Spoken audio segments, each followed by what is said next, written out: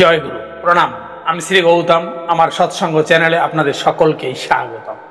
প্রিয় পরমের কাছে আপনাদের সকলের সর্বাঙ্গীন মঙ্গল কামনা করে আজকের আলোচনা পর্বটি আরম্ভ করছি। প্রিয় পরমের এক প্রিয় ভক্ত গুরু কিঙ্করদা। গুরু কিঙ্করদার সাথে ঘটে যাওয়া এক চমৎকার লীলা, প্রিয় পরমের দয়ার কথা, তার প্রেমের কথা, তার ভালোবাসার কথা, তার দিব্যতার কথা, যা জীবনকে জগৎকে মধুময় করে তোলে।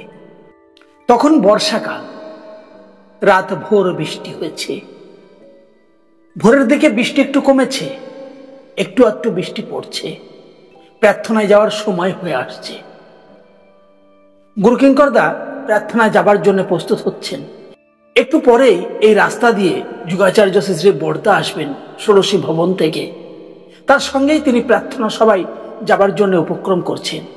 এমন সময় গুরু কিঙ্করদা প্রস্তুত হয়ে বাইরের দিকে তাকিয়ে দেখলেন, বাইরে থেকে আগত একজন সৎসঙ্গী দাদা কাক ভেজা ভিজে প্রার্থনা সবাই যোগ দিতে চলেছেন। গুরু কিঙ্করদা সেই দাদার অবস্থা দেখে চিন্তা করলেন, এমতো অবস্থায় যদি প্রার্থনা সবাই যোগ দিতে যায়, ঠাকুর দেখে অস্বস্তি বোধ করবেন, বিব্রত হবেন। কেননা কারো কষ্ট প্রিয় পরম তো সইতে পারেন না। তাই প্রিয় পরমকে স্বস্তি দেওয়ার জন্যে গুরু কিঙ্করদা সেই সৎসঙ্গী দাদাকে ডেকে নিয়ে গেলেন নিজের ঘরে। তাকে তার ভিজে জামা কাপড় খুলে তার একটা শুকনো ধুতি তাকে পরতে দিলেন। সেই দাদাটি প্রথমে ইতস্তত বোধ করে তারপরে ধুতিটি পরে নিলেন। ধুতি পরে তিনি প্রার্থনা সভায় যোগ দেওয়ার জন্য বেরিয়ে গেলেন। কিন্তু গুরু কিঙ্করদার পরার জন্য মাত্র দুটো ধুতি, একটা তিনি পরলে আর একটা ধুয়ে কেচে দেন।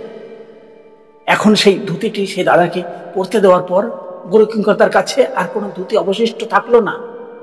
পরে থাকা ধুতিটি কেচে দেওয়ার পর তারপরে তিনি কি করবেন, সেই চিন্তা নিয়েই তিনি প্রার্থনা সবাই পৌঁছে গেলেন যুগাচার্য শ্রী বর্দার সাথে। প্রার্থনা সমাপ্ত হওয়ার পর গুরু কিঙ্করদা সেখান থেকে বেরিয়ে এসে বড়াল বাংলোর গেটের কাছে দাঁড়িয়ে আছেন। ঠিক এমন সময় একজন সৎসঙ্গী দাদা এসে গুরু কিঙ্করদাকে বললেন, ঠাকুর আপনাকে ডাকছেন। একথা শোনা মাত্রই গুরু কিঙ্করদা প্রায় একরকম ছুটতে ছুটতে ঠাকুরের কাছে গিয়ে উপস্থিত হলেন। ঠাকুরকে প্রণাম করে দাঁড়াতেই ঠাকুর তার সন্নিকটে দাঁড়িয়ে থাকা বঙ্কিম রায় দাদাকে ইশারা করলেন। বঙ্কিম রায় দাদা এগিয়ে এলেন। গুরু কিঙ্করদা দেখতে পেলেন বঙ্কিমদার হাতে দুখানি ধুতি। সেই ধুতি দুটি বঙ্কিমদা গুরু কিঙ্করদাকে নিতে বললেন। গুরু কিঙ্করদার চোখ অশ্রুসিক্ত হয়ে ওঠে, বাড়িধারা ঝরঝর ঝরতে লাগে। প্রিয় পরমের দিকে এক দৃষ্টে তাকিয়ে থাকে আর মনে মনে বলতে থাকে, ঠাকুর তোমার এত দয়া, ভক্তের প্রতি এত করুণা, ভক্তের সব চিন্তা তুমি মুহূর্তের মধ্যেই দূর করে দাও, মুহূর্তের মধ্যেই তুমি শূন্য থেকে পূর্ণ করে দাও। তাই তো তুমি দয়াময়, তাই তো তুমি প্রেমময়, তাই তো তুমি ভক্ত বাঞ্ছা কল্পতরু ভগবান।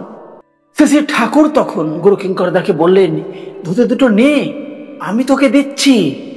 তারপরে গুরু কিঙ্করদা তার দুহাত বাড়িয়ে প্রিয় পরমের দিব্য সে আশীর্বাদ স্বরূপ ধুতি দুখানে তিনি গ্রহণ করেন। এই হলো প্রকৃত ধর্ম, যাতে প্রত্যেকে যোগান দেয়। দিয়ে পাওয়ার যে সুখ, তাই যখন উপভোগ্য হয়ে ওঠে, তখনই প্রকৃত অর্থে ধর্ম পালন হয়। তাই তো প্রিয় পরম তার সুন্দর বাণীতে বলেছেন, ধর্ম জানিস তাই, নিজের বাঁচা বাড়াই যাতে অন্যে যোগান পায়। এ কথা বলেই প্রিয় পরমের কাছে আর একবার আপনাদের সকলে সর্বাঙ্গীন মঙ্গল কামনা করে আজকের মতো আলোচনা পর্বটি এখানেই সমাপ্ত করছি। জয় গুরু, বন্দে পুরুষোত্তম।